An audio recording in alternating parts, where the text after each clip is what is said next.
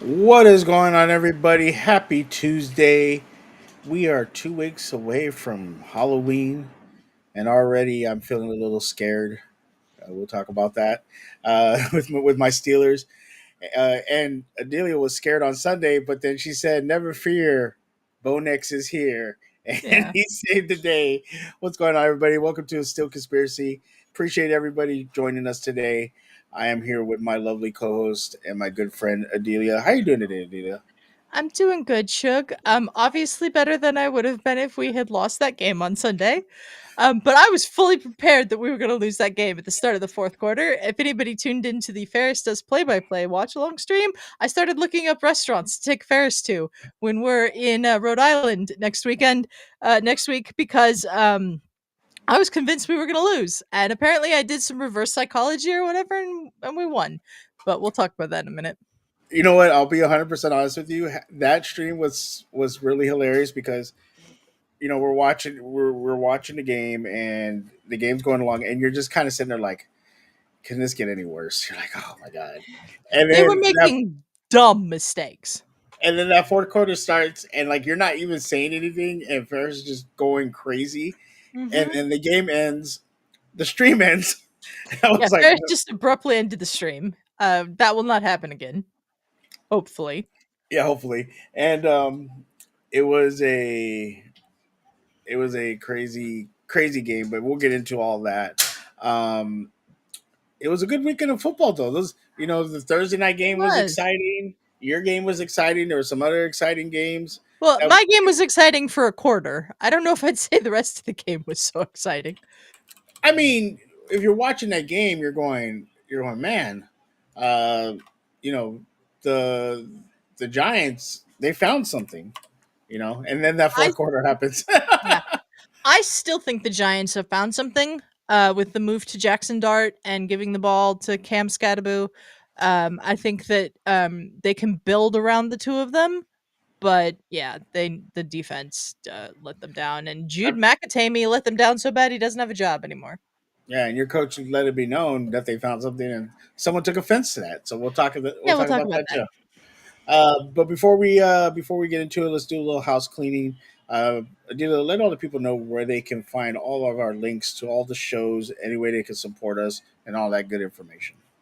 Let's Get Ready Network.com is the best place to find all that information. I keep saying I'm going to get the website updated. It's still not updated with our latest shows and stuff, but the links on there do work for the ways you can support the show. We have a Patreon, we have a Ko-fi, and you can always buy us a coffee on our Buy Me a Coffee link. We have Cash App and Venmo available as well if you want to just send a donation that way. We appreciate any and all support we get. It goes right back into helping the channel improve, and the graphics and the design and the intros and the credits and all that good stuff. So if you're interested in supporting the channel, that's the best way you can find all that information. Yeah, thank you very much. If you do support us, and really appreciate it. Make sure to comment, like, subscribe, and share the episode. It really helps us with the algorithm, and we always appreciate everybody being here, hanging out with us. So let's get into it, Adelia, with the Broncos and their comeback win, their giant comeback win on Sunday. And Yeah. I'm looking at this scoreboard, and I see 33 points in the fourth quarter. Uh, Yeah, the wow, Broncos have the wonderful stat line of 0-0-0-33, that which is is just insane. that is wild. Yeah. Um, the Broncos were at home Mhm. and playing against the Giants, and it was like you said, the first 3 quarters, not much for you to cheer.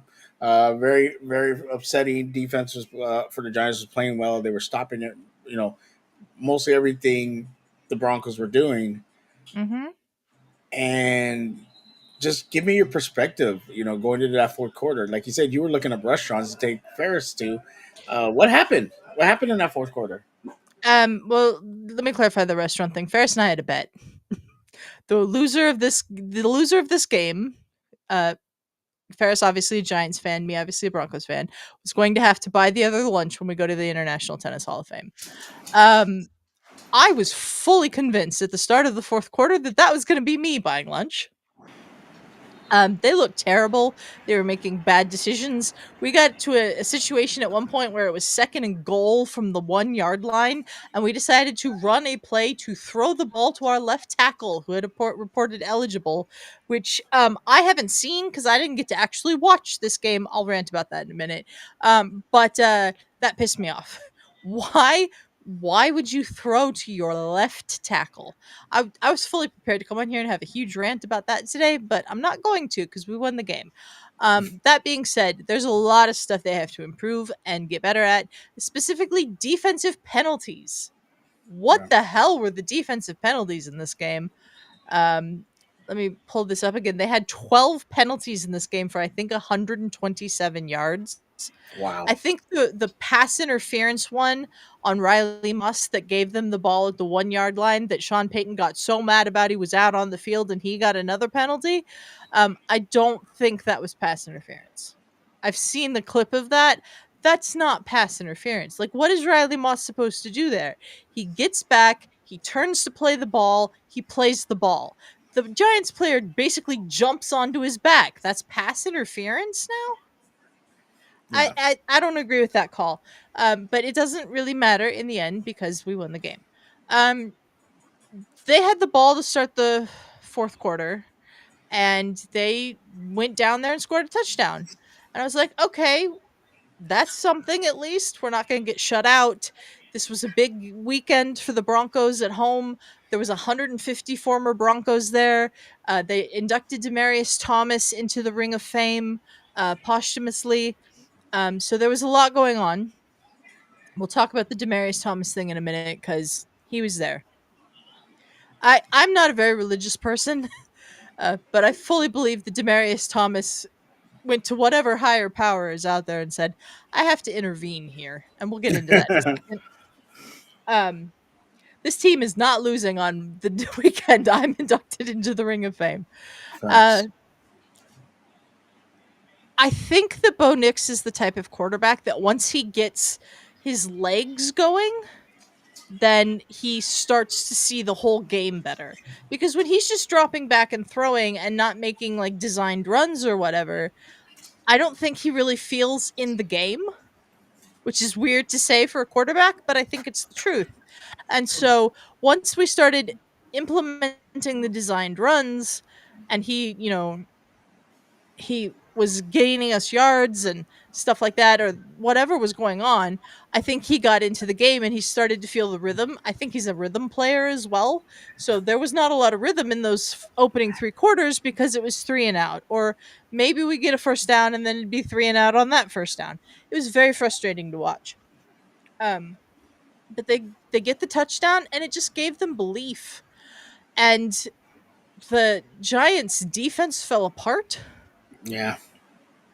And um, Jude McAtamy missed 2 extra points in this game. They missed 2 extra points in this game. He makes those. We need a touchdown instead of a field goal to win.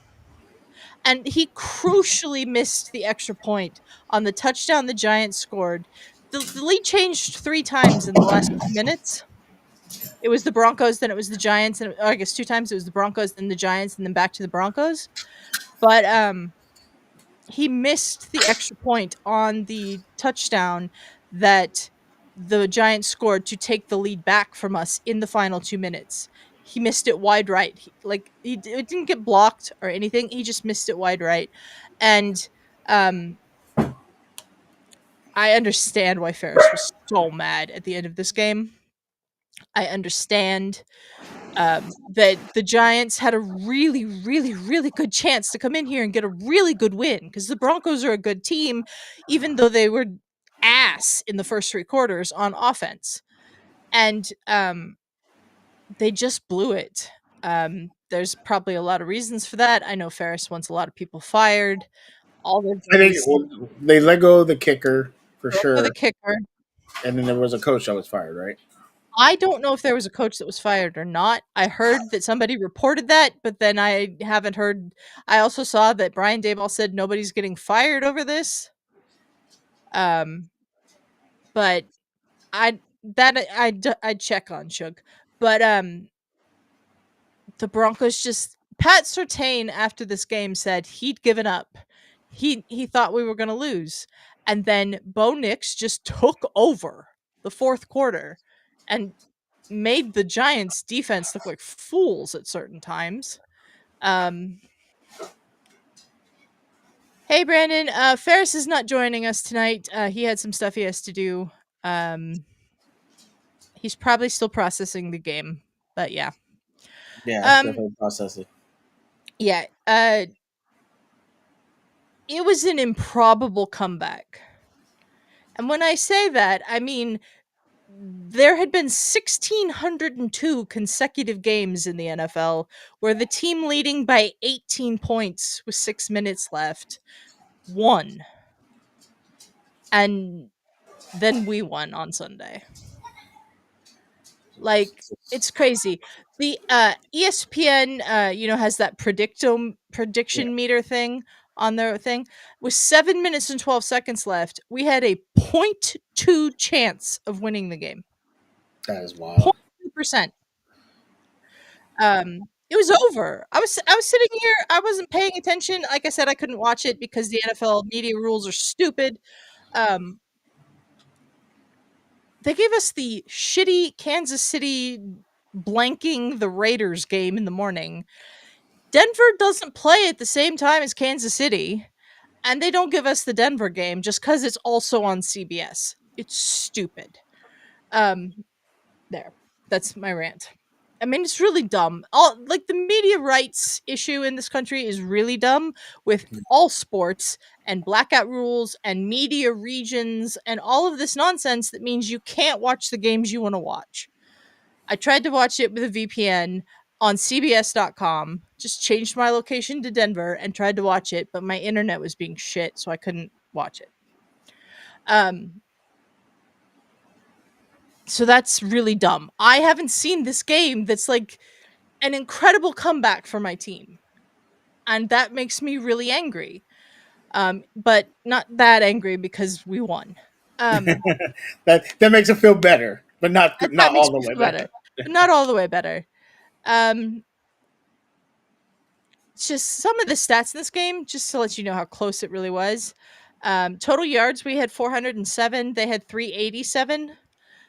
Passing yards, they had 268. We had 265.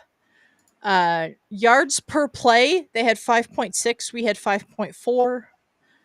They had 26 first downs. We had 25. Um, we each had 6 punts. The penalty yardage, they had 8 penalties for 36 yards. We had 12 for 127. The penalties have been a problem all year. It needs to get fixed. Justin Strnad got the big interception in the fourth quarter that gave us a chance. And I'm just so proud of the guys for not quitting. Even though they had lost hope, some of them, I'm so proud that they didn't quit. And because they didn't quit and the Giants made a bunch of mistakes, even though some people, conspiracy theorists, would say the refs were trying to give the Giants the game with that pass interference call we talked about at the end, because I don't think that's pass interference. We won. And I really believe it's down to the fact that we honored Demaryius Thomas. I mean, like, I'm going to put this up so everybody can see it, but, like, look at this. Demaryius Thomas passed away at the age of 33, almost 4 years ago. We scored 33 points in the fourth quarter. 2 of those drives were 8-point drives, and he had worn number 88. The defense recorded 33 solo tackles, and we started the game-winning drive with 33 seconds left. Like I said earlier, I'm not a very big religious person, but sometimes coincidences just aren't coincidences. Yeah. Like, the numerology and all of that just makes he was there. I firmly believe he was going to be there at that game anyways, just in spirit, because like he's being honored that day. Like I cried watching a pregame thing from one of the local Denver stations where they showed his induction into the Ring of Fame that they did before the game with the pillar outside the stadium that has like a bust of his face on it, and his mom just reaches up and caresses his face And then they interviewed her and she said, I just wanted to touch his face one more time. Like, it made me cry. And so, like, then I did the stream with Ferris and I can't watch the game. So I've got this like play by play text list on ESPN going down, and it's a play ahead of Ferris watching on TV. So I can see what's about to happen. And like at the end of the stream, Ferris is counting down. He somehow missed that Bo Nix clocked the ball, spiked the ball, and stopped Yeah, the clock with yeah, like 3 seconds left. And he's like, "It's over." I'm like, "No, it's not." yeah. There was like 2 seconds left. I was watching that. Yeah, when he said that, Yeah. and then he threw his headphones. And then he threw his headphones because he knew we were about to win. Um, and we did win. It was improbable. It was amazing. All the people there. Joe Bonix after the game was just like, I feel bad for the people that left. There's a guy that goes to Broncos games that has what he calls the Denver Broncos commandments. And number 6 on the Denver Broncos commandments is you don't leave the game early. Never. Because there's just nothing, anything can happen. Absolutely anything. Jay saying it was the football version of Angels in the Outfield. It kind of feels that way. Um, so hi Brennan, welcome. Hey, Brennan. But yeah, improbable win for the Broncos. Um, and I'm just so proud of them. Bo Nix, the first player in NFL history to record 2 passing touchdowns and 2 rushing touchdowns in 1 quarter. That's what's crazy. 33 points in the fourth quarter is wild. Because like you said, you could easily just gave up. Like Yeah. there was what was the play where Dart threw it? It bounced off one guy and the other guy Oh yeah, caught there it. was 2 of Ran. those. We had one and they had one. Yeah, Like somebody said Bo Nix just missed through a pass and missed his guy by so much that someone else caught it. Like there was just crazy stuff going on, and I don't know how you can't feel that this just wasn't destiny somehow, that they were going to win this game no matter what. The first 3 quarters, I never want to see the first 3 quarters of this game. They sounded abysmal from a Denver Broncos perspective. I'd like to see the 4th quarter of this game, and I'm hoping that they like replay it on NFL Network or something sometime this week because I really want to watch it. yeah. It was like I said. I was watching your guys' stream and I was watching the game while working, and it was pretty crazy. Now you got the Cowboys coming up. Um, We're going do to you have a take bet? down both of the Good Friends Better Rivals hosts. No, Right. I just didn't take a bus. I was gonna say, do you have a bet with Caleb? no, Um, but no bets with Caleb. but this is an interesting game because you guys are 5-2. Dallas is 3-1. You know, they had a big win. I think they had a Yeah. win. I think they did. Yeah, they did. They beat the crap out of the Commanders. Hmm. So they're gonna be coming out hungry. Um, I think the one thing you can say about this game versus the Giants, Adelia, and we'll both agree, and I think you'll agree with me. I understand why he threw so much, but the throwing has to come down This 50 has been a times. pattern this year. He's thrown too much in games. 50 attempted passes in this game for Bo Nix is way too much. I don't care that we were that far behind and he had no choice. Um, he actually what opened up the game to me from not having seen it again is when he started doing the designed runs. And like there was one that Jay, what was that play again? Like a quarterback sweep to the left that he runs in for a touchdown for. Yeah. That Jay was in our voice chat in our Discord, which you can join by going to the link in the description or exclamation point Discord if you're watching on uh, on Twitch. Um, that like what kind of play is that? Like that's not a play that you see, I guess, very often. Jay saying, I need you to bet with Caleb and win the bragging rights would be crazy. I don't know what to bet with Caleb, though, because Caleb's not going to this wedding. The only reason Ferris and I had this bet is because we're going to this wedding. And yeah. But um, I don't know what to bet with Caleb. And I don't like betting with people who are actual betters. You know what I mean? Ferris doesn't bet on things. He So doesn't. He actually hates gambling. he hates gambling. So that's why this was funny. It's like, I'm not asking you to bet me money and pay me like $50 or something. I'm asking you to buy me lunch. I really do feel like I reverse psychology this a bit because I was done. I was done. I was going to buy Ferris lunch. I was looking at the restaurants around the Tennis Hall of Fame and going like, "Wow, some of these say $30 to $50 a person. I really don't want to go lunch these places." But I'm not going to make Ferris buy me lunch at the $30 to $50 restaurants. That's just mean. Jay saying the QB power suite, thank you, is only seen in college, and if a coach has a tank at QB, that's what they ran with Bo Nix at one point to score a touchdown in the fourth quarter. Um, it's just improbable.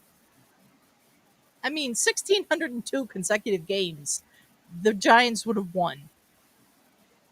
This just 18 happened to points. be.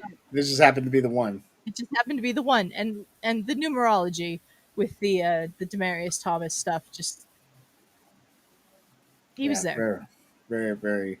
Um, what are you hoping for versus this Dallas game as far as what you need to get right so you don't have to have these crazy comebacks in the fourth quarter? Stop the stupid penalties on defense. That needs to be the first one.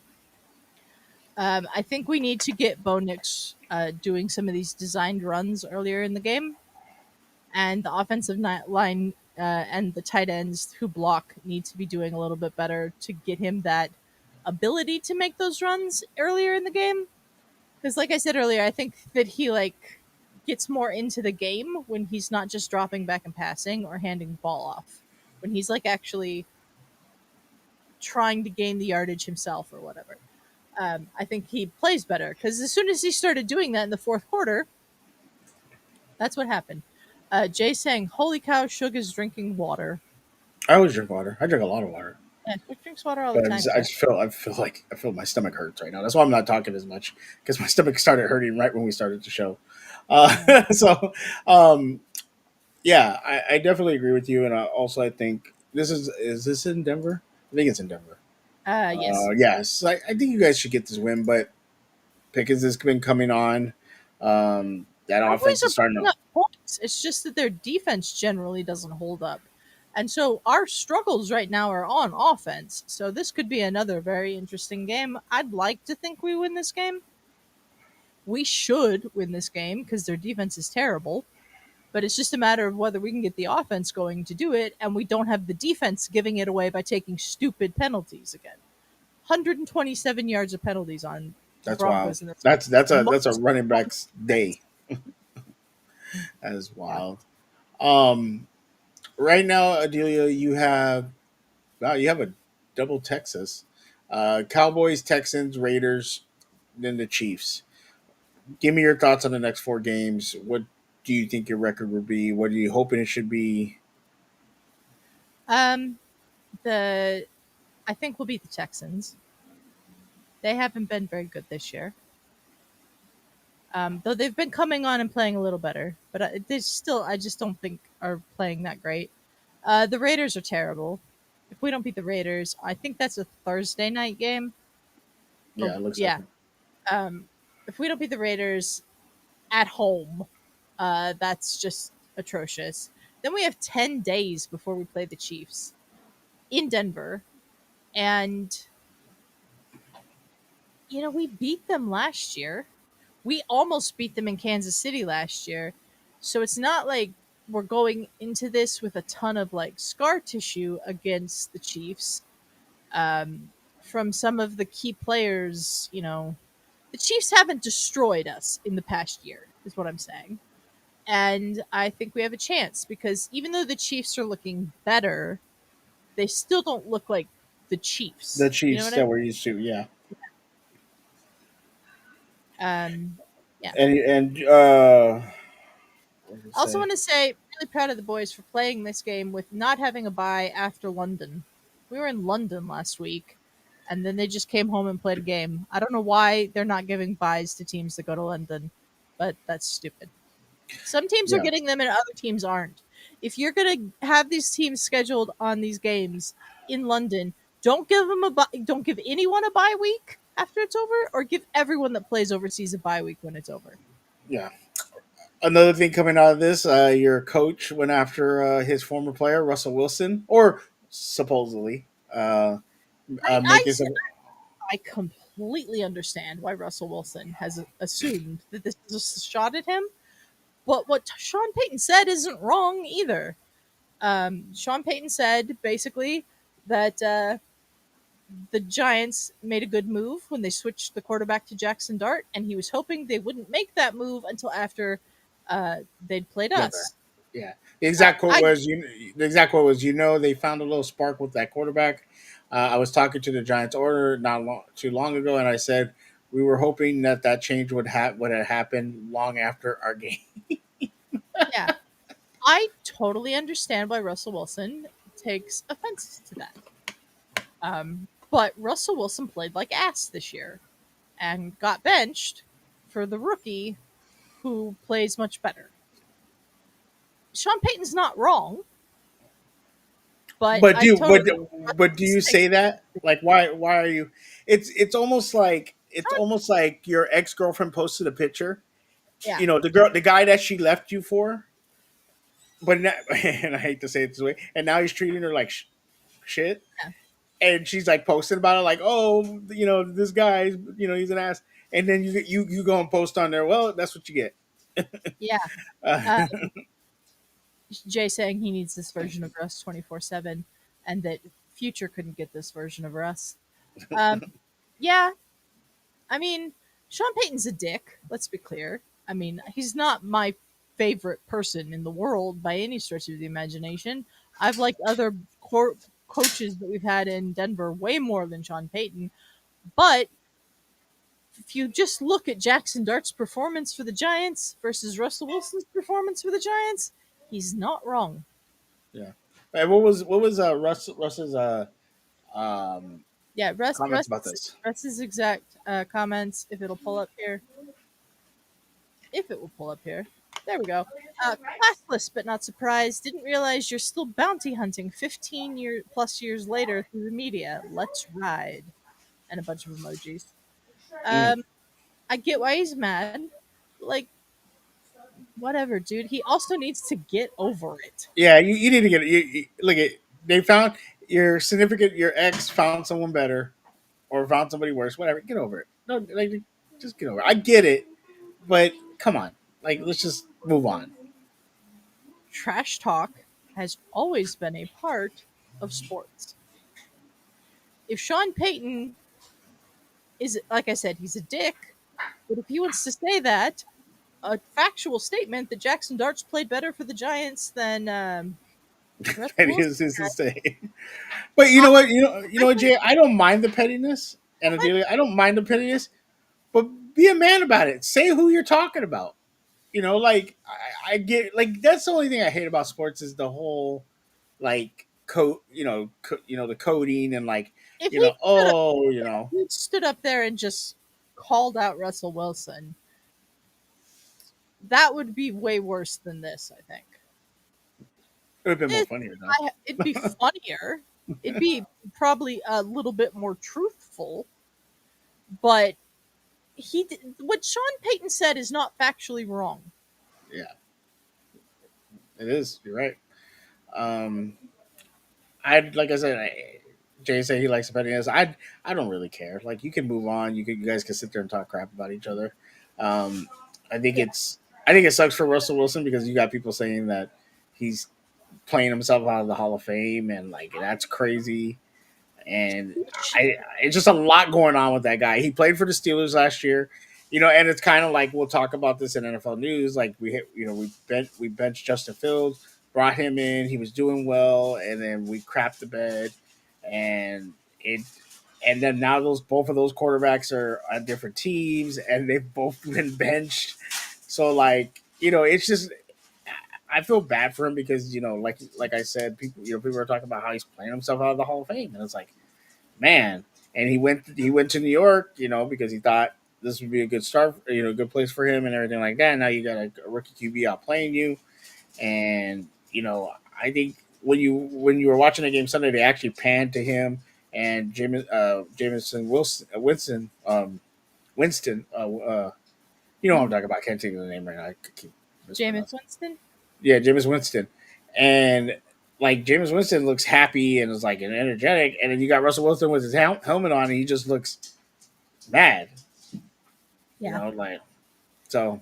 Like, I think a lot of this is Russell just not handling the fact that he's not playing. Yeah, But like he's like if the rookie quarterback can handle the situation the team's in better than you can, the rookie quarterback's going to play. I don't think he's played himself out of the Hall of Fame, but he certainly got an attitude when he left Seattle that I don't think that is helping him play well, if you know what I mean. yeah, for sure. Totally agree. But we'll see how that plays out for him, and probably not going to be on the Giants next year, Yeah. and probably will be in another team.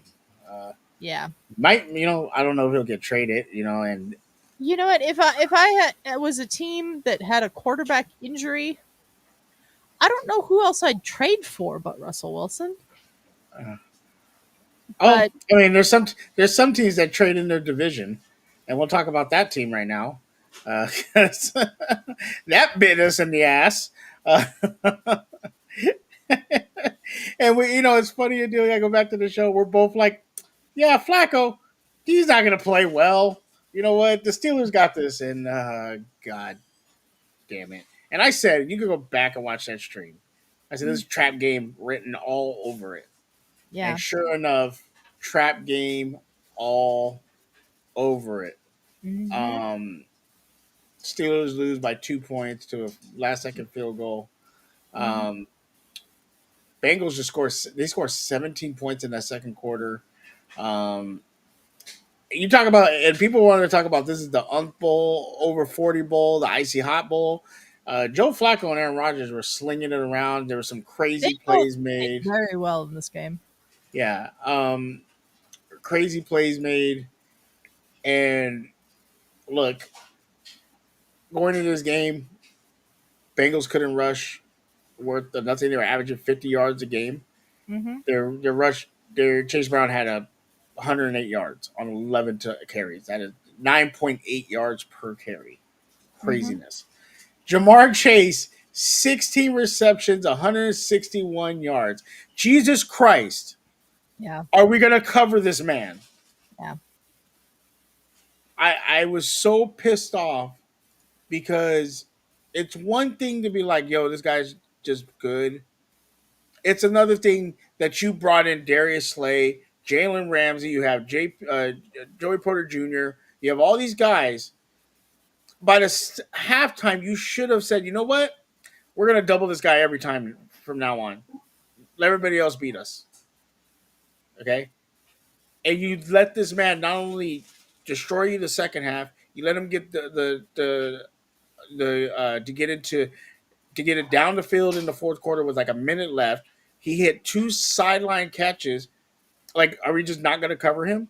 Yeah. Um, I said after this game, as much as I love Mike Tomlin, he needs to fire the defensive coach, and this loss was on him. Okay, I know people are pointing at Aaron Rodgers and saying, well, he had the two interceptions. The DK Metcalf interception, that was just a good play by the corner. That's not Aaron Rodgers' fault. The other one, sure, you want to blame Aaron Rodgers, fine. He tried to throw it to DK, or I think it was DK, and he just got intercepted. Cool. Those led to 14 points.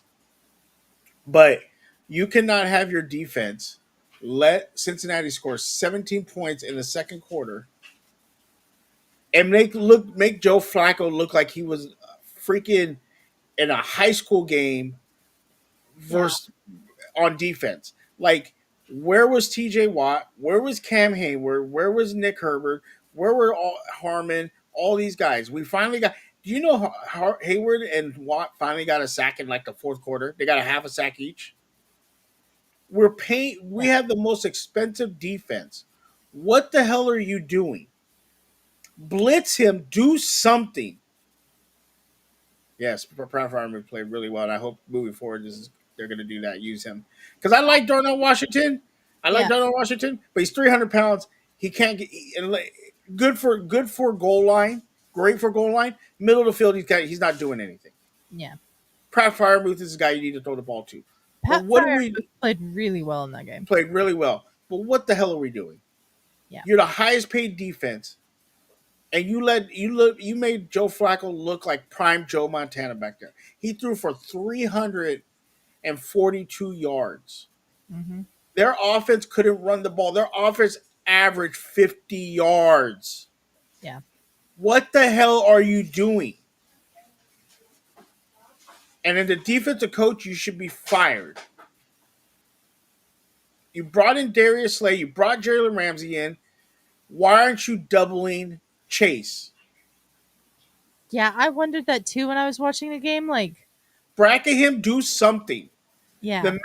The man was more wide open than I don't even want to use an analogy because I don't get yelled at by Adelia.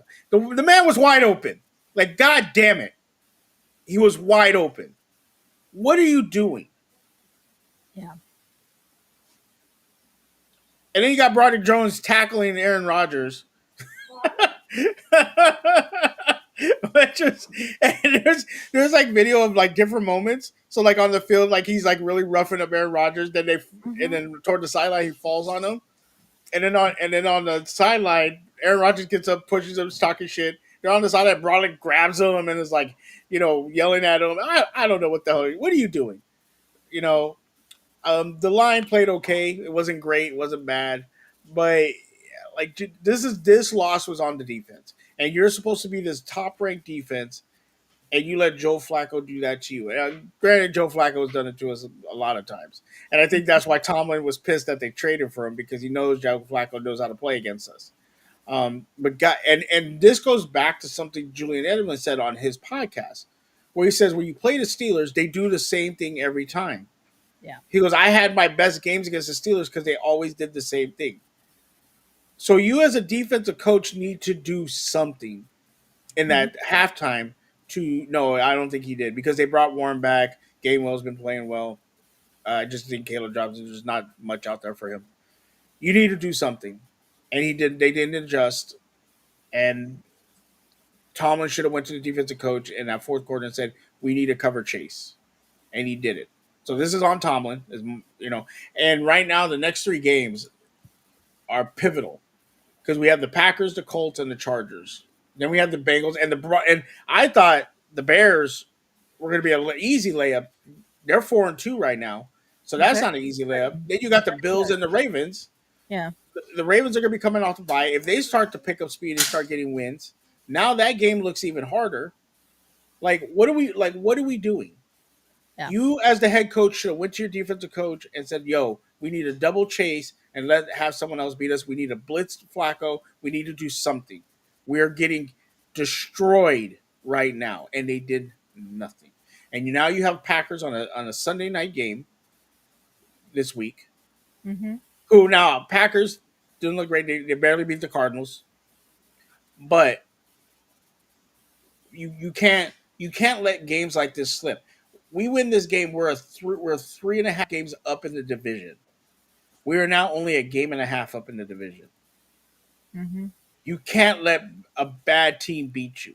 That was a bad team, and you let them look like they were the number one team in the AFC North. Mm-hmm. Yeah. Tomlin should be absolutely disgusted with his defense, with his defensive coach, but also himself. You need to be the head coach, step in and say, yo, we need to make a change right now because this dude is cooking us. 16 receptions. He had 11 in the first half, 161 yards, damn near had 200 yards. Yeah. What are we doing? What are we doing? I'll say this, though. I'm never going to blame the rest, but goddamn, it's number 75 on the Bengals false start every time. I think that's Orlando Brown, who's been known to false start. That man false started every time.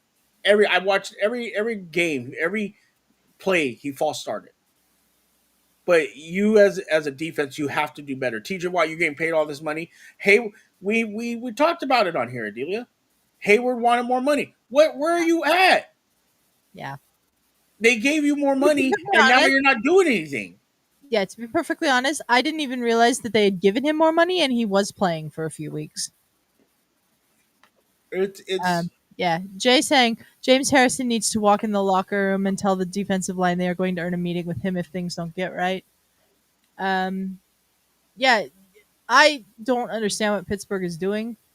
Um, if they're playing like a system instead of adapting the system for each team they play, doing tactical adjustments and things, then they're going to be the easiest defense in the league to play against.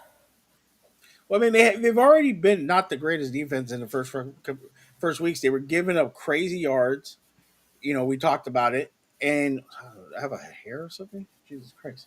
Yeah. Um, they were giving up all these yards to really not even great quarterbacks. Sam Darnold, um, who's the one for Vikings right now? Not JJ McCarthy. Carson Um, Wentz. Carson Wentz, Yeah. Joe Flacco. What do you think? Uh, Josh Allen's going to do? What do you think Lamar Jackson's going to do? Yeah. You They're got going you to got you got Jared Goff. You got Justin Herbert coming up. Yeah. Daniel Jones. I mean, it's Daniel Jones, but he's been playing great. He's been playing great. Yeah. Um, I just want to show this real quick. Let's see here. This is how long Aaron Rodgers and Joe Flacco have been in this league. They were Actually, I this good. forgot to send you. I forgot to send you a thing. Do you know that Mike Tomlin is 0-9 on Thursday nights in divisional play? No. He is 0-9. 9 on Thursday nights. 0-9 on Thursday nights in divisional play. That's insane, actually, to think about. So as Like, much as I love Tomlin, he wins. He keeps us above 500. This is not a good look for him. no, It's not a good look no. because you have to win division games. This is what happened last year when it cost us division. Yeah. It could happen again against this year, it costing us the division. We were, I think, prior someone had put it. We were 62% favored to win the division. After Mhm. that loss, we are 43% to win the division. The Ravens, the Ravens are 41% to win the division now. Yeah. You cannot have a 40-year-old quarterback who has been a backup, basically, for the last several years. I don't care how good Jamar Chase is. I don't care how good T. Higgins is. I don't care. You cannot just let him get the ball to those guys. Exactly. Do something. Blitz him. Something. Yeah. Jay saying Sam and JSN has been cooking. Daniel Jones and Tyler Warren has been cooking. Yeah.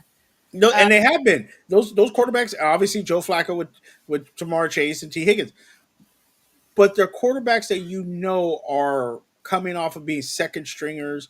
They're You just said Joe Flacco's like 40 years old. he is. He's 40, Blitz him. 41 in January. Blitz him. Do force them to have to put extra guys on the line Yeah. to take away the blitz. Yeah. Double bracket Jamar Chase. Let him get 5 or 7 yards catches. Hmm. Why are you letting him in the last 2 minutes of the game? He gets I think it was like 15, 20 yard sideline pass and then another one. Hmm. I mean, Joe Flacco played 5 games with the Browns in 2023. He played 7 games with the Colts last season. Like he's not somebody that I think of as a starting quarterback anymore, and no one should think of him as a starting quarterback anymore. I understand that Cincinnati made this trade with Cleveland because Joe Burrow's out till December or whatever it is, and they needed to do something because Jake Browning was not doing it. But everybody should be like, oh, they think the answer is Flacco? Like, everybody was like, why did they make this trade? Why did Cleveland make this trade to a division rival? Like, there were so many questions going into this because Joe Flacco didn't look like this for Cleveland in the games he started this year. You got to remember, he was named the day one starter for Cleveland this year. And they traded him by week 7 to a different team who starts him, and he looks so much better than he did in Cleveland. And you know what's funny today? You said he started for the Colts last year. He came in when we heard Anthony Richardson got hurt, and he came in and he tore us apart then in that Yeah, game against the Colts that we lost. Like this is ridiculous. If you want to be one of the best teams in the league, you're just not even living up to the expectations. And this yeah, defense needs to take a hard look at themselves. TJ Watt needs to take a hard look at himself. I love the guy, but You cannot just not show up in this game. You can't, Mhm. and it's wild. And they really need to, really need to check themselves. We have a game against the Packers. Like I said, they barely beat the Cardinals. Cardinal, and I know Bucks in here. That. Sorry, I'm moving my foot massager because I was hurting my It's foot. okay. Um, you know, uh, Brissett for the Cardinals. I forgot his first name. Um, but that quarterback who's a backup Jacoby looked Brissett, like Jacoby. Is it Jacoby? Kobe. Yeah. Brissett, who was a backup, was picking apart, you know, the Packers. Now you have Michael Parsons, who's a damn hunter coming off that edge. Aaron Rodgers is old. You need to Mhm. protect him. Yeah, So this game is going to be a tough game, and your defense looking like that is wild, and I'm just really frustrated. I'll be honest with you, Dilla, if we go 0-3 in the next 3 games, Packers, Colts, Chargers, hmm I think Mike Tomlin should be fired. I really do. You can't go. I even 1-2. I'm gonna have raised an eyebrow. You yeah, can't go. You can't go 0-3 after that loss. That's four in a row.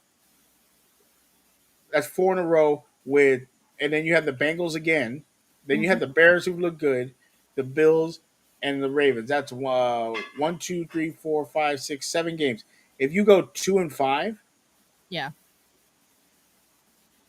Uh, yeah, yeah, I again love Mike Tomlin, but your team should have absolutely not lost this game. Your team should have actually showed up, and you haven't. And you're 0-9 on Thursday night games in divisional. that's a bad stat. As much as I love Tomlin, as much as he's done for the Steelers, a great hmm coach, all this stuff, that's a stat you look at and you go, that's a stat that would get anybody fired. Yeah. That's a stat to get anybody fired. So I don't know where we're gonna go from here. I, I know that like coach loyalty is a big thing with the Steelers. You guys generally have a We coach only and had the three coaches. coach We only for had a three very, coaches. very long time. But something's got to change there, I think. Yeah, and it should have started with firing the defensive coach after that performance, but Yeah.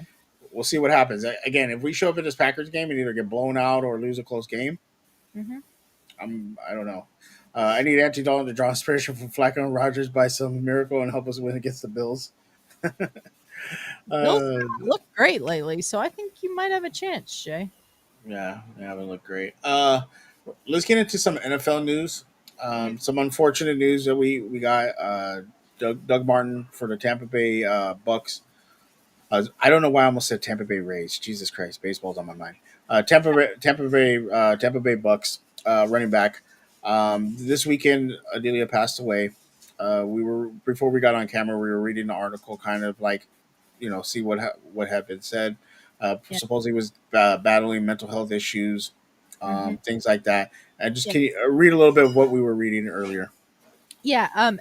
His agent, Brian Murphy, who's the CEO of Athletes First, put out a statement today on behalf of his family, saying he was dealing with mental health issues in the days before California authorities were requested to be involved by his family.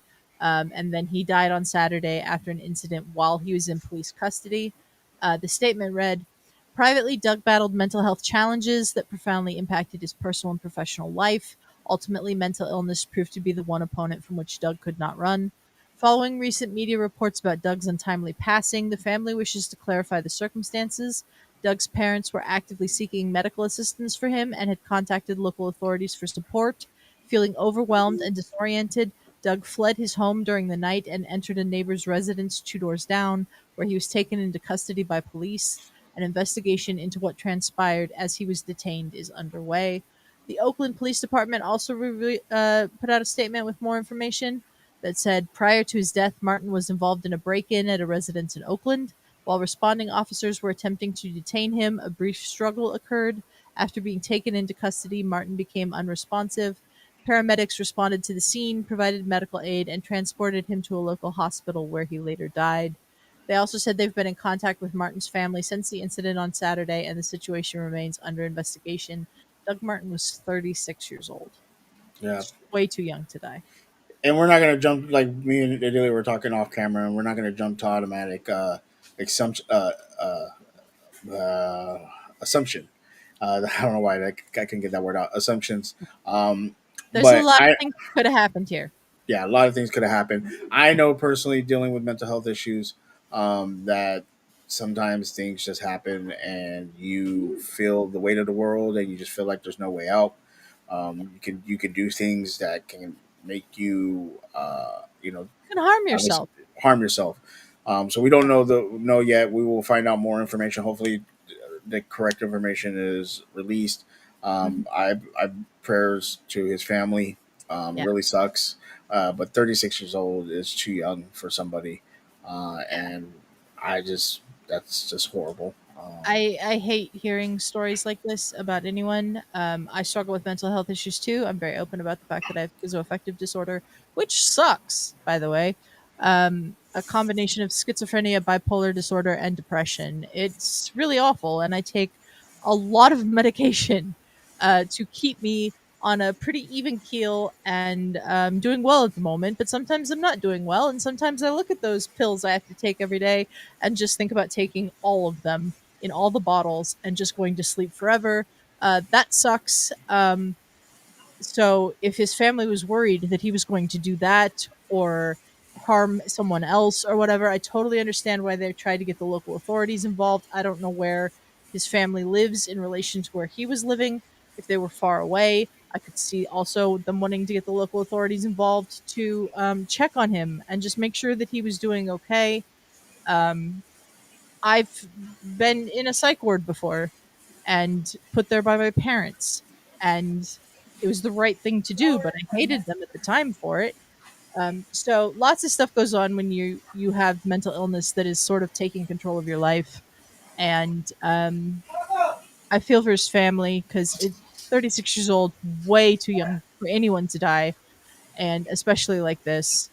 Even though we don't know exactly what happened yet, it's really profoundly affecting me because I also feel like maybe he felt he had to hide the mental health issues that his family's talking about because he was an NFL football player and you're supposed to be tough and strong and all these like stereotypes that people have of men in this country, of black men in this country, of athletes in this country. So the more that we talk about mental health issues and be open and honest about them, uh, the better it is for everyone, and stigmas start to go away. And that's all I'll say. Yeah, and if you definitely feel that way, uh, reach out to people if you can. Sometimes you can't. I deal with that. I have to force myself to reach out to somebody to talk about issues because I just don't want to do it. And Either. there's something going on. So do your best. Make sure you check up on your friends when you can, and be there for people that do suffer from these things because it is tough. And again, sucks. I 36 years old. Yeah, I know a lot of people feel like reaching out and talking to someone or getting help, medical help for the way that you're feeling makes you weak, but it actually is the strongest thing you can do. So, Absolutely, 100%. And some other NFL news, Adelia, the Jets have uh, benched yeah, Justin Fields. yeah. Woody Johnson showed up for the NFL fall meetings today. Had a bunch of reporters around him. Said he didn't have any comments, and then proceeded to answer questions for 7 minutes. He very much defended and supported Aaron Glenn, the head coach of the Jets. Um, and then he said that Glenn's turning around parts of it and everything, and then said, quote, "It's hard when you have a quarterback with a rating that we've got. He has the ability, but something is just not jibing. If you look at any head coach with a quarterback like that, you're going to see similar results across the league. You have to play consistently at that position, and that's what we're going to try to do for the remainder of the season." Then we find out that they're benching Justin Fields. I Yeah, Yeah, I feel bad for Justin Fields. I mean, he was in Pittsburgh. He was 4-2, yeah. looking good. Not the greatest. Touchdown. Hearing comments like this one from the owner too, I just think defense and special teams are doing better. The defense is pretty good. If we can just complete a pass, it would look good. Jesus. Like, then he That said that the was offense is just not clicking. You can't run the ball if you can't pass the ball. That's football 101. that would be like me going on Twitter saying, I really wish people would watch the Still Conspiracy. I wish we would get tweet better tweets out about my show. Like like Jesus Christ. What are you doing? Like but also too like their offensive line is not the greatest. They maybe the scheme is not working for Justin Fields. I don't know. I feel Some bad for the kid. quarterbacks are just not good fits with some teams. I Yeah. think Justin Fields is a serviceable quarterback in the NFL. He can do a good job for teams if he's in the right situation. This is clearly not the right situation. Yeah, and it sucks. But getting getting that said about you, yeah, they Yeah, he's probably he's she's gonna check probably, out. yeah. Um, Um, just want to pull this up. Jay saying, definitely thankful for friends and loved ones when I feel my chest tightening. Thoughts are swirling sometimes. Absolutely. And 100% we're Jay. always here for you, Jay.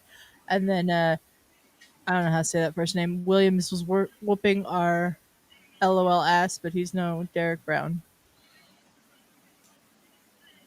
Okay. Outside of that, with NFL Uh, news, Ray Greenlaw got suspended after the Broncos game because he apparently followed after the referee, and they say threatened him. We appealed the suspension, and it was upheld today. So I don't know what he said, but yeah. Oh, interior offensive line, not LOL. Interior offensive line. Duh. Sorry, Jay. Jacoby Myers still wants to be traded, but he said he's going to be a professional and play if they don't. Um, yeah, I heard Chris Olave wants to be traded too. So those are two players that the Steelers are hopefully looking at. yeah. That I would hope we can get one of them. Hmm. Because we need a second wide receiver, but we'll definitely see what happens with that. Outside of that, I don't think that's much NFL news.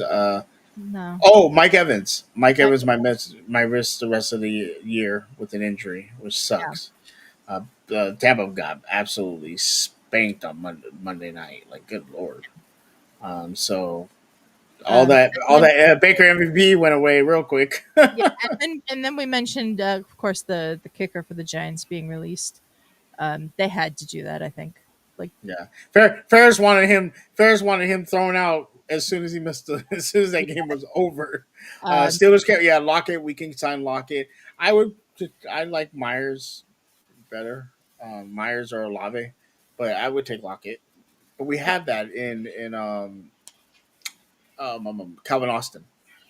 So I think Myers would be more my taste personally. But we'll see what happens. yeah, Um, Bucks wide uh, receiver core has been going through it this year. Yeah, 100%. absolutely. Which makes what they did the first few games of the season so much more impressive. But they got their asses handed to them last night. Bad. Let's do some week 8 pick'ems.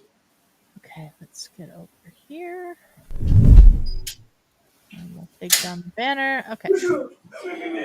So week 8, Thursday night, we have a pretty good game between Minnesota and the Chargers.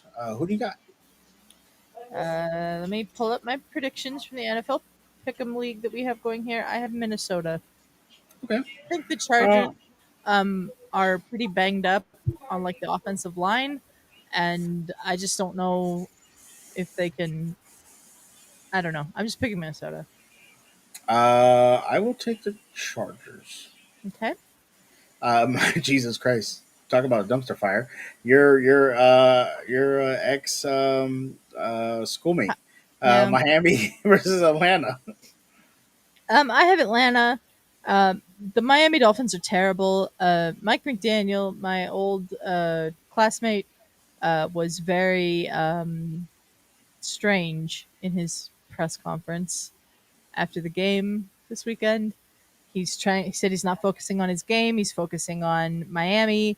All options are on the table, then proceeds to immediately say the next day that Tua is still the quarterback. Um, and don't know that they're going to be adapting as well as they need to. Um, Jay saying Khalil Mack comes back soon, right? I don't know about that. D Weezy says Wentz starts for the Vikings. And hey, pay the bills. How's it going? Dee saying McDaniel is strange in life in general. It really Yeah. is. Yeah. I remember seeing him with the football team when we were in school and just being like, "Who is this dork with the football team?" And then somebody said to me that he was on the football team, and I was very surprised that someone like him wanted to play football. Um, he he went to Yale. He's very smart, but I just don't think he has the temperament to be an NFL head coach. And I think he'll be an amazing coordinator somewhere else once they finally fire him in Miami. But yeah, So I'm assuming you're taking Miami. no, I'm taking Atlanta. I'm also taking Atlanta. Uh, New York Jets versus Cincinnati. I mean, the way Joe Flacco plays, you gotta go with Cincinnati, right? I don't know who's starting at quarterback with the Jets. They're benching Justin Fields, but I don't know who his backup is. We can find out. Let's look. Um, Jets. Tyron Taylor. That's who jumped in. Oh that no might, no no no! Is that yeah, Tyron? Tyrod Taylor. I Okay, think Tyrod Taylor. Yeah. yeah, Um, I that may be an improvement for the Jets. I don't know that Flacco has another game like the one he played against the Steelers in himself. But I just think that with the receivers that Cincinnati has, they have more of a chance. So I'm going to say Cincinnati. yeah. I'm also going with Cincinnati. How many Cleveland. games do you think the Jets will end up winning this year? Because they're right now 0-7. If Cincinnati wins, they'll be 0-8. Let's see who they got left on there. They got the Bengals, Browns, Patriots, Ravens, Falcons, Dolphins, Jaguars, Saints, Patriots, Bills. I'll be honest with you. The only game I could see them winning, like every game could be close, Mm-hmm. is the Dolphins game. I think they go 1-16.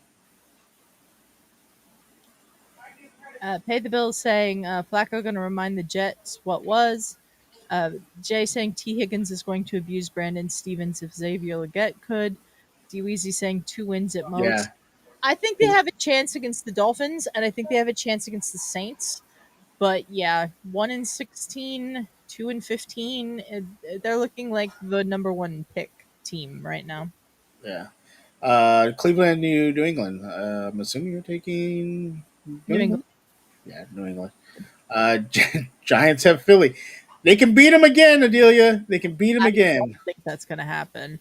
I love Ferris to death, but I don't know that they're going to go into Philly after Philly's performance this past weekend and beat Philly again. But then again, Philly's been really up and down this year. They've been really, really weird this year. So it's possible. I'm still going to take Philly though, because I took Philly last time in New York won, and I'm not going to change that just because New York won that game. It's improbable, but uh, AJ Brown was really involved this past weekend, so I think they're starting to get the offense going a little more, and yeah, I'll take Philly. I will also take Philly. Buffalo at Carolina. Um, this one's actually difficult, and I didn't think earlier in the year that this would be one that would be difficult to pick. Buffalo did not look good in their last game. They just didn't. Carolina's been looking better. They're 4-3. Buffalo's 4-2. Um, I'm actually going to pick Carolina because they're the home team. I would pick Carolina if Bryce Young was going to be playing, but I think Dalton's going to be starting, so I'm going to take Buffalo. But Carolina has a chance, definitely. Yeah, Chicago at I'd Baltimore. feel better about that pick if Bryce Young was playing, but I still think they could do it. So Yeah. Chicago at Baltimore. this is also difficult. Is Lamar going to be back for this game? So I just looked that up. Lamar Jackson's still out as Ravens return from bye. So it looks like he missed practice on Monday with the injury. So he didn't Um, practice on Monday. Did he practice today? Um, I think oh, this is very funny. um, post from a Spanish newspaper that says Lamar Jackson may lose the coach who made him a star. What? Hold up, Adelia. That's not even funny because I was about to post that in Discord in LBHT. I was looking Yeah. at that. This is from Marca, which, to be clear, is a Spanish newspaper about sports. This is like their English version that they have for like America. Lamar Jackson may lose the coach who made him a star. Rumors point to John Harbaugh's departure in the near future. Um, I, John Harbaugh made him a star. Mm, yeah.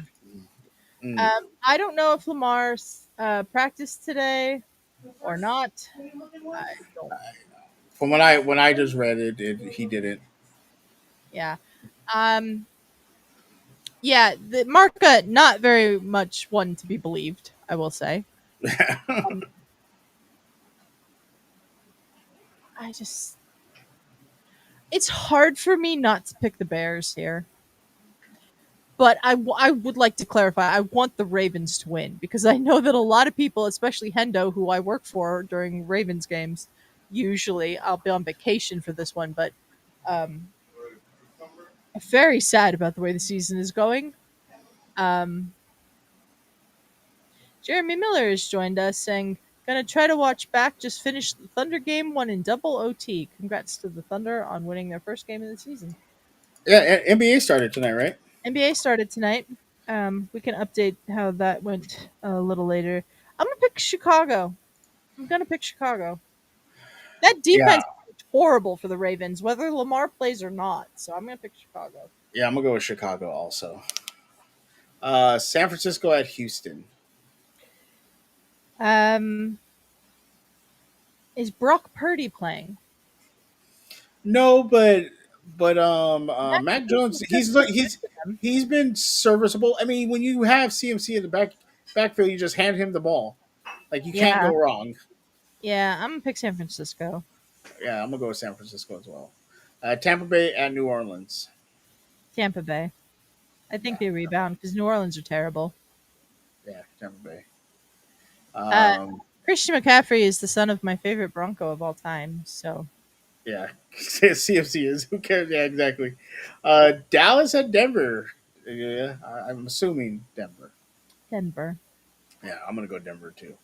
Uh, Tennessee at Indianapolis. Oh, Indy. If Tennessee is the one that beats them, I will crack up. But Indy for sure. And Green Bay at Pittsburgh. This is difficult because for all the reasons you said about your defense, because your defense just, Shit the bed. yeah. Do they show up? It's home. It's prime time. It's Sunday. I want to find actually I want to find out the stats on him on Sunday nights. I think they're Yeah. pretty good because I remember Ben getting big wins on Sunday night. But Jesus Christ, 0-9 on Thursday. I don't want to see another Thursday night game this year, and I think we do have one more. So I'm not happy about it. Um, he's so lame. He doesn't even go by his name. I don't call him CMC. I call him Christian McCaffrey.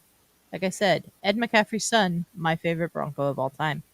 Um, I I just haven't seen enough from your defense to tell me that they're going to stop Jordan Love. So I think I'm going to go Green Bay.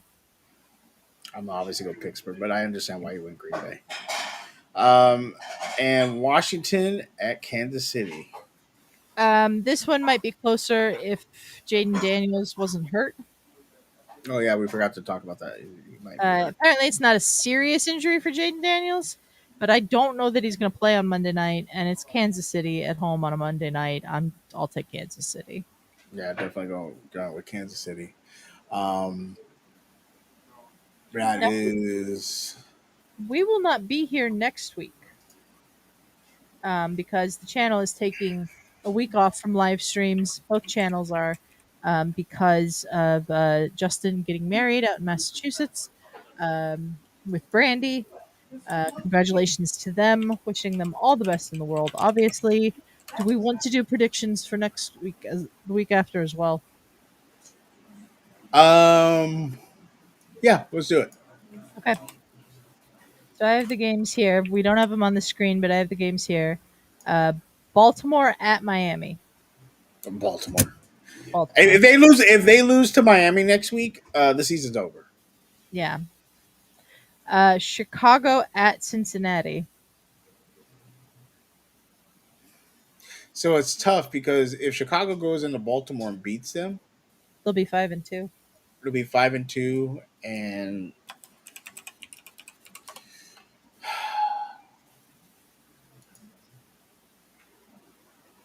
I'm going Chicago. Chicago. Chicago, where again? Chicago is the away team. It's in Cincinnati. I'm gonna go Chicago.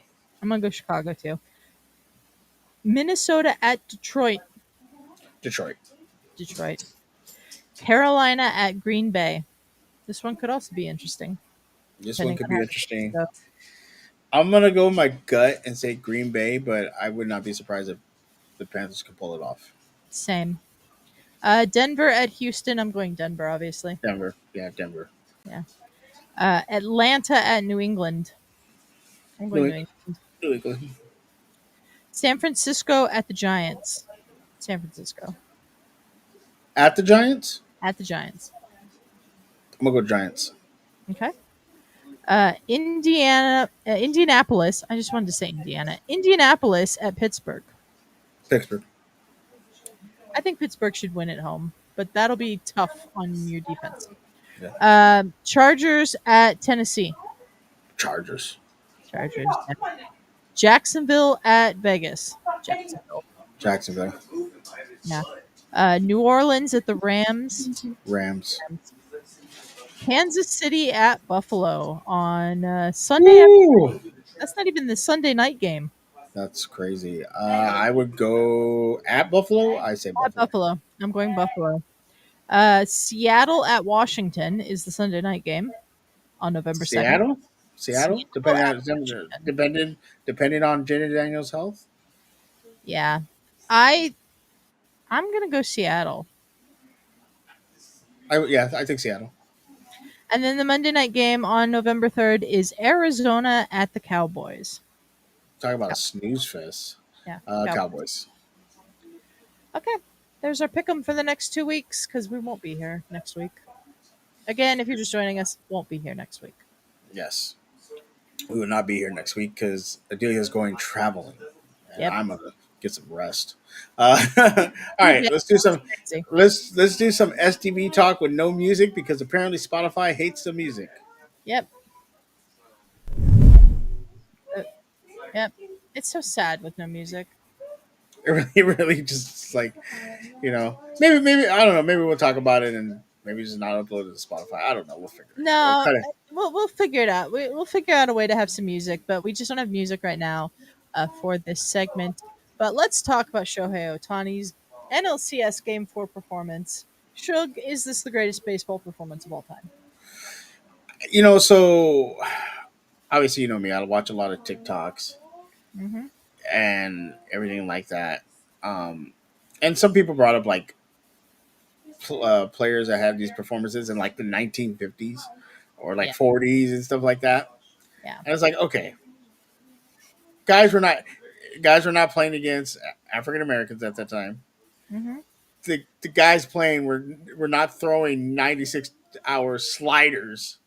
Like it was a different time. Um, and when you hear about Babe Ruth, we don't have any actual video. Like we have some video of him, but it's like very sparingly.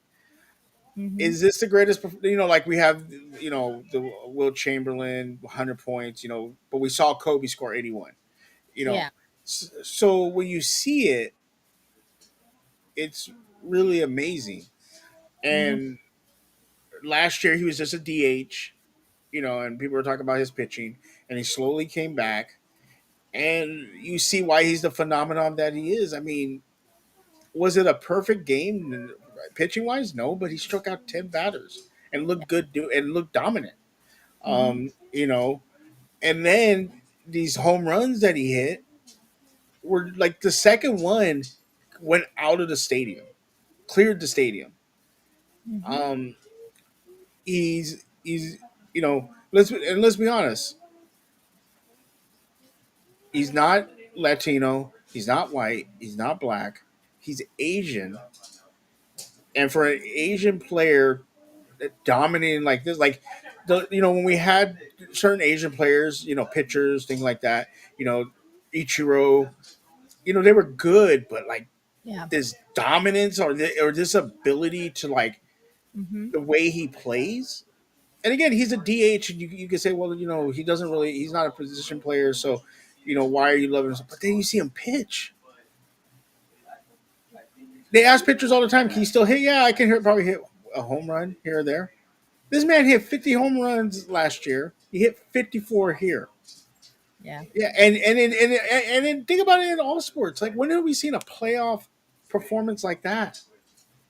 Like Um, I've seen a lot of people say it's comparable to the Michael Jackson flu game. Michael Jordan, Mi- Michael Jackson had a flu. Michael Jordan, good God. Michael Jordan's flu game, 38 points in game 5 of the 97 NBA Finals. It was legendary. Let's be clear. That game, legendary, but anybody else could have done that too. Like, that's not something that, like, very few people have been able to do. Um, Ohtani playing both sides of the ball, technically, to use like a football term, to be the pitcher and also I assume he's the DH, right? DH, yeah. Yeah, because pitchers don't hit anymore. So what he did is incredibly rare now. Um, the closest comparison I could find to this in baseball was in 1942. Jim Tobin of the Boston Braves hit 3 home runs in a game against the Chicago Cubs and pitched a complete game. But he allowed 5 runs on 5 hits. So it's different. And he didn't strike out anybody.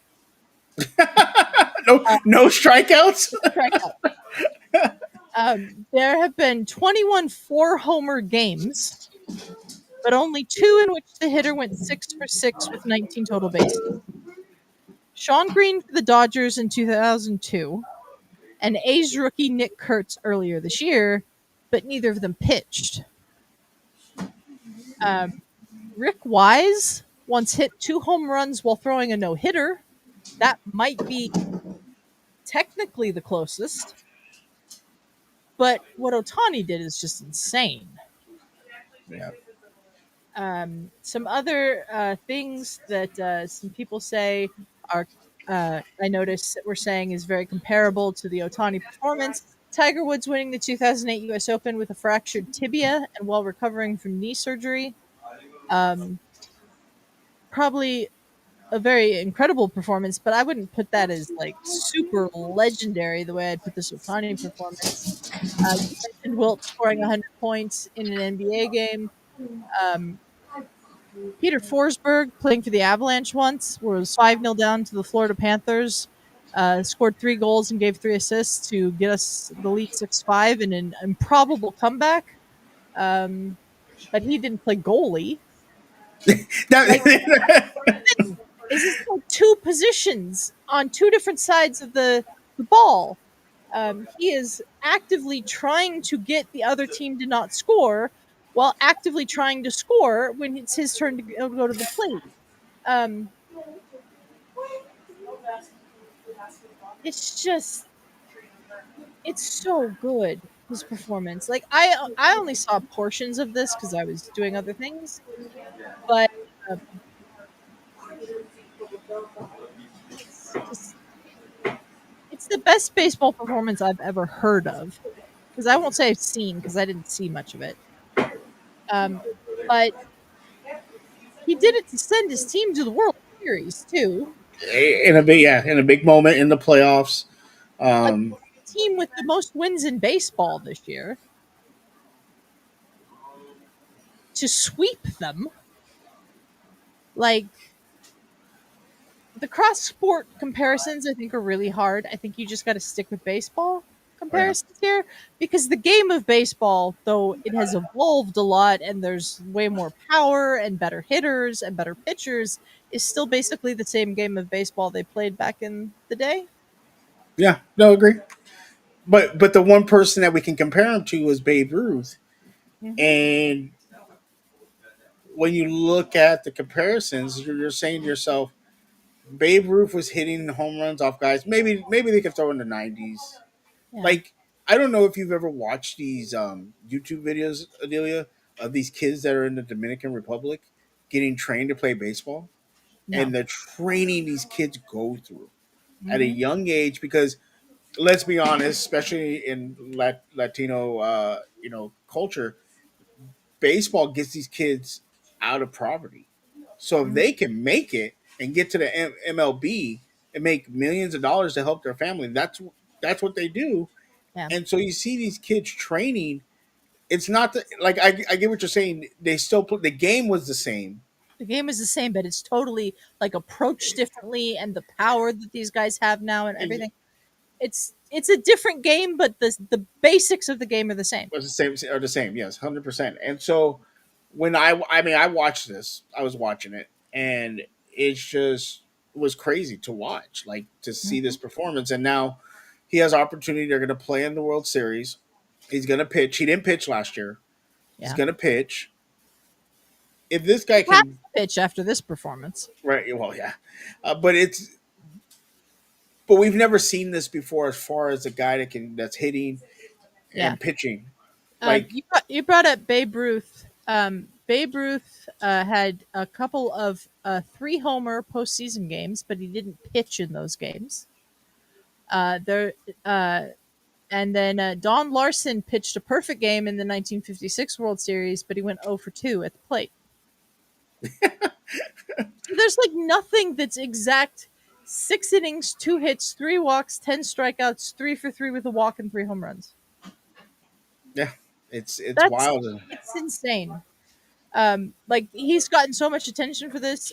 We were watching AEW Wrestle Dream in the Discord this weekend, and there was a couple of Japanese wrestlers in the ring, and they brought up Otani. Then they called him the third greatest Japanese athlete in the world right now. After the two guys in the ring, he's not the third greatest Japanese athlete in the world right now. I think he's probably the best Japanese athlete in the world right now. Um, but like he's being brought up in places that you wouldn't expect to hear about baseball.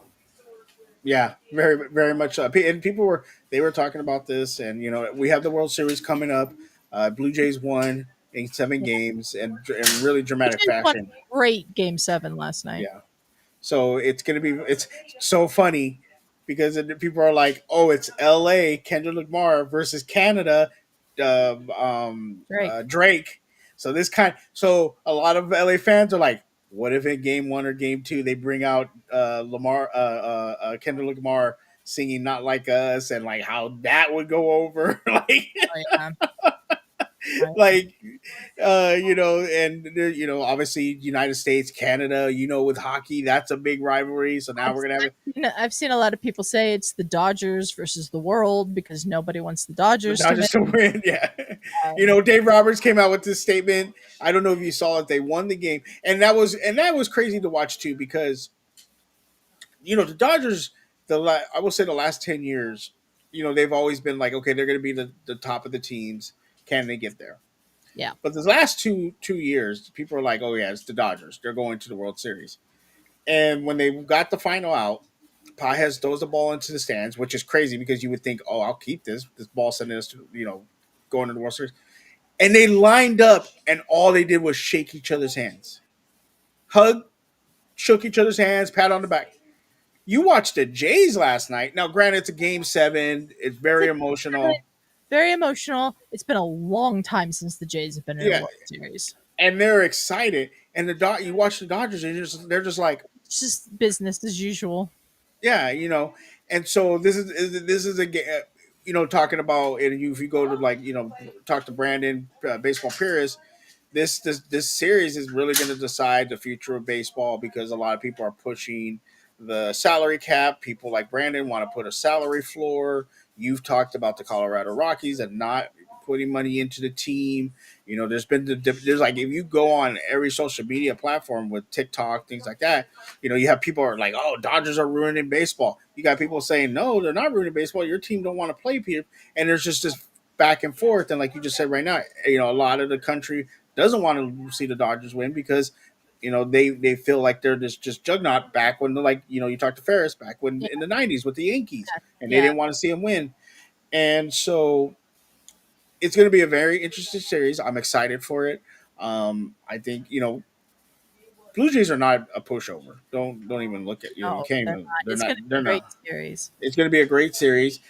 I think we're going to see something historic. You have a guy in Ohtani. You have all these great pitchers, but you got a guy in Ohtani that's going to be batting and pitching. Mhm. And is he going to do something amazing that we have in the World Series that we've never seen? Like I know you looked up a lot of stuff, but with like Babe Ruth, I don't know if he pitched in the World Series. Maybe back in the day when pitchers did hit, maybe a pitcher hit in the World Series. We've never seen a guy that's going to hit like this before, Yeah, so it's very this is exciting. entirely different. Like once they put the DH in for all the teams in baseball, pitchers don't hit anymore, Yeah, except for Otani, and I don't know, maybe a couple others I'm not aware of. I don't But think so. I don't think so because Otani's just that good on both sides of the ball, and he's a special player. And like the Dodgers are in the Rockies division. I hate the fact that they signed Shohei Ohtani and that no Japanese player is probably going to go to any other Team, team. but the Dodgers. I hate that you guys are so good. I hate that he's so good. Let's be very clear. I will not be upset if the Jays win the World Series. I'll be sad for you because I know you're a Dodgers fan, but I will not be upset if the Jays win the World Series. Um, I don't think they've done anything wrong, the Dodgers, doing what they do. I think that the Buck is right, and I heard Ferris talk about this too. They need a ceiling floor, not a salary cap. It won't do anything. A salary floor. I think I said ceiling floor, which makes absolutely no sense. A salary floor. Make these owners spend some fucking money. Sorry to curse, but seriously. And then if the owners don't want to spend the money, make them sell the team. Oh yeah, no. I I, mean, the Dodgers have made back of the money they're paying Otani already. that's what they were talking about the other day. That how they. I mean, it's not as cut and dry like they made all that money back, but they're damn near close. And what he brings as far as sponsorship, like somebody was showing the stadium the other day. They have like 4 or 5 Japanese companies around the stadium advertised. The Yeah, one of the beers that they serve now, Japanese. They've added Japanese food to the. I was just reading this. Do you know that tourism in LA has gone up from Japan, has gone up 90%, and guess where they go? Dodger Stadium. Dodgers games. Yeah, like signing an international player in any sport from a country that doesn't necessarily have the best of the best previously, or it doesn't even have to be the best of the best. I saw this happen in the Premier League when Tottenham, the team I hate the most in the Premier League, signed this guy Sung Hyu Min, who now actually plays for LAFC. He's Korean. All of a sudden, they've got Korean sponsorships. All of a sudden, they've got a bunch of Korean fans that they never had before. People are going to London just to watch the Tottenham games because they might see Sonny out there playing. Like it can transform a team's like ability to spend money because they get all this like sponsorship revenue and ticket revenue, and people buy the merch of jerseys and hoodies and hats and all kinds of stuff. And the Dodgers are very smart to have signed Shohei to that contract because they can make it back. Yeah, like they're gonna make it back, even if they haven't hit that money yet. Exactly at 700 million, they're gonna make it back because the Japanese fans love Otani so much they're gonna follow him wherever he goes. And now that's to the Dodgers. I'm not saying every team should go sign an international player because there's no international players like Otani that I'm aware of. I very casually watch baseball, so I could be wrong. But like, um, what the Dodgers did was very smart. Even if you hear, oh, they signed him to a $700 million contract, sounds absurd. But what but they've done makes sense. And and then he's also too, you've been into two worlds. You're winning. You didn't just sign yeah, them and be like, oh, we signed them, yeah, you're but winning this. we're just gonna go to the playoffs and you're winning. Yeah. You won a championship last year. You're trying to win a championship this year. You're trying to win back to back. He's First going to time be that hasn't been in 20 years. That's happened. yeah. Like I don't fault the Dodgers for doing what they did. I just hate that you did it. No, it's so funny though. I saw a thing that said a lot of kids are going to be wondering why they're in LA. A lot of Latino kids are going to be like, why is my name Shohei Rodriguez or Shohei Hernandez? Like why is my name Shohei? Because every Latino over here in LA, like it, the Dodgers are a big fan base. A Hmm. lot of people hate us because of the cockiness, things like that. But let me remind people, we went through the McCourt years where they were cheap, didn't spend any money. Okay, and then we went through the years that we had our farm system. You had Cody, Clayton Kershaw, you had Andre Ethier, you had Matt Kemp, you had Russell Wilson, and we got pretty far in the playoffs, but we didn't do well. Then we added some guys and we got deep in the playoffs. We didn't do well. Then we got to the World Series. We lost to Houston. A lot of people say Houston cheated. I'll just say, hey, we lost to Houston. We lost to Boston. Then we get the 2020 World Series. Oh, that's a Mickey Mouse ring. And I told this to Buck, and I was telling this in his Discord, Delia. When the Diamondbacks beat the Dodgers a couple years ago, and the Dodgers were favored and everything, I told Buck, from this point on, it is the Diamondbacks' fault whatever the Dodgers do from here going on. And they went sign Ohtani. They this year they went got Blake Snell. They did all they just keep doing these things. Oh, we don't have start. Last year they didn't have starting pitching. We Yeah. bullpenned it a lot. We had three pitchers, and we did more bullpen. This year they said, guess what? We ain't got starting pitching. We'll go get starting pitching. And now that's the bread and butter of this year. They're starting pitching. Yeah. Now their bullpen's not good. Guess what they're gonna probably do next year? They're probably gonna go get bullpen arms. Hmm. You know, but they Yeah. also got guys that fit the team. And that's one thing I love about this team is they're all like you talk about how Denver fought to get back in this game. The Dodgers players, even when they've added new pieces, have all been real close, real tight knit. You have a guy in Max Muncy that was not a third baseman, and the Dodgers told him, "You want to play on this team? You got to learn third base." He learned third base. Mookie Betts was like, "You know what? I'm an outfielder, but I really want to play shortstop. I'm gonna learn how to play shortstop." Now he's gonna win a Gold Glove this year playing shortstop, Hmm. moving from the outfield. This is a very and I get the understanding that people don't like the Dodgers because they think they buy the players, but this is a team that come together and they play. You could throw all the money together. We saw that with the Mets this year. You could throw all the money at a team, Yeah. but if they're not a team, they're not going to win anything. And Hmm. so I enjoy. I that's why I like this Dodgers team because we Dodger fans went through a lot of heartache, Hmm. and now we're on top. And now it's the Dodgers are ruining baseball. And Dave Roberts came out after they won, and I know it's really cocky, but he said let's win four more games and really ruin baseball. And people were very upset about that. Yeah. But baseball players, they're a different breed. They're really trying to keep the game, pure and all that. And I understand that. But I'm glad the Dodgers are in the World Series, and it's gonna be fun to watch. Yeah. First game is on Friday, so I'm excited to see what Shohei does. Yeah. I looked this up because I was curious. According to Sport Track, the active 26-man rosters for the Dodgers and the Rockies. The Dodgers' payroll for them is 268.8 million.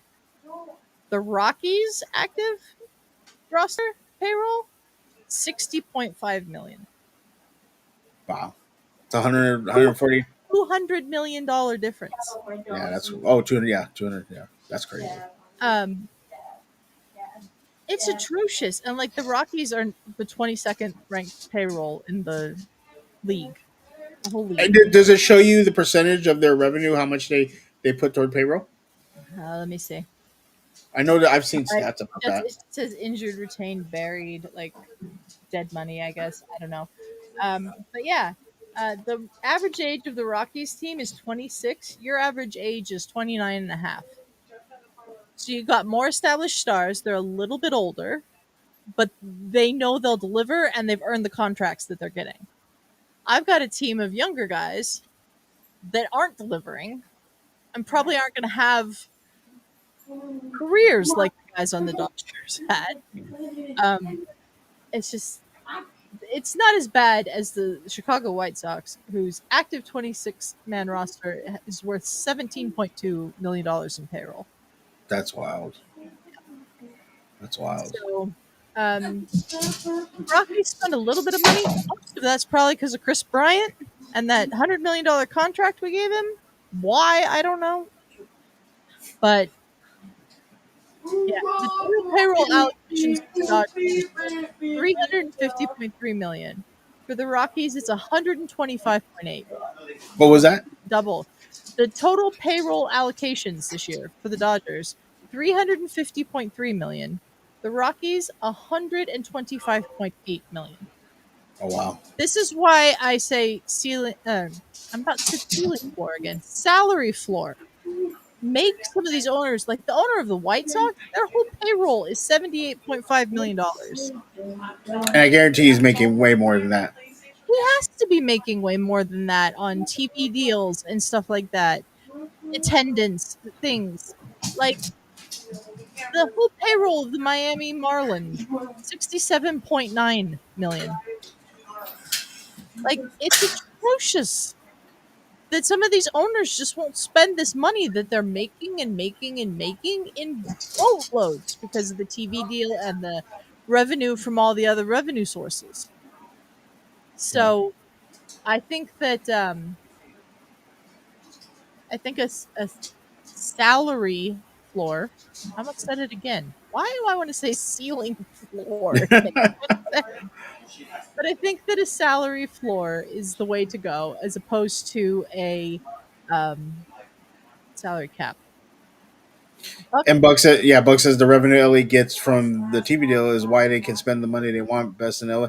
But also, too, they have revenue sharing. So they give money to the other teams. hmm Why are you not spending that on making your team better? yeah. So if the Dodgers are, obviously it goes in a pool. Other big, Yankees, other, Mets, they all, other big names go in there. And then Goes so into a let pool, the gets teams split get, amongst the owners, yeah. and some of So the what owners are the spend so it. what are the owners doing with that money? If Yeah, they're so your perfect example, you said that the Marlins are spending $78 million or something like that. yeah, If they're getting 50 million from the revenue share, you're only spending 28 million of your money. yeah. That's absurd. I think if you're getting 50 million, you should be required to spend 50 million. To kind of offset. hmm You know, That's my salary floor. yeah. So well, Adelia, we said we were going to get out of here early. We stayed an hour and 40 minutes. So, but before we get out of here, let the people know where they can find all the links for the shows, and we are going to be off for the next week and a half, a week or two, depending. We'll let you guys know. Make sure to check out We'll Twitter. check out Twitter. We'll let you know when the shows are going to be. Like I said, no live shows on this channel or the post credits channel in the next week. There may be some pre recorded content going up, but some of us are going to a wedding. Justin and Brandy are getting married, and we're going to have some fun. So we don't want to be like worried about what's going on with the channel and uploading audio and doing all kinds of stuff like that. Um, you can find all of our ways to support us and everything on letsgetreadynetwork.com. Yes, I know it's out of date. I don't have time to do it now before I leave on this trip, but I will update the website and get it up to date. But the links for supporting us are the same, and they are on the website. We have Cash App and Venmo. We have uh, Patreon. We have Kofi, and we have a Buy Me a Coffee page. Any of those ways of supporting us just gets put right back into the channel, and that allows us to get better graphics and better video, and maybe some music for SD Talk that won't make Spotify go, hey, we're going to block all your episodes because don't like this music. So yeah, check it out there, and we'll see you in a couple of weeks. We'll see you in a couple weeks. Uh, Adelia, have a great trip and be safe. Everybody that's going to Brandy's and Justin's wedding, be safe. Everybody in the chat, appreciate you hanging out. Brandon Buck, Jada Six, Pay the Bills. Jeremy, I know you said you'll do a watch back. Appreciate you. D. Brennan, Weebly, Brennan, appreciate all of you. Make sure to like, subscribe, comment, let us know what you think. And we will catch you in a couple weeks. Be safe and have a good night. and remember, talking about stuff is a strength, not a weakness. Thanks.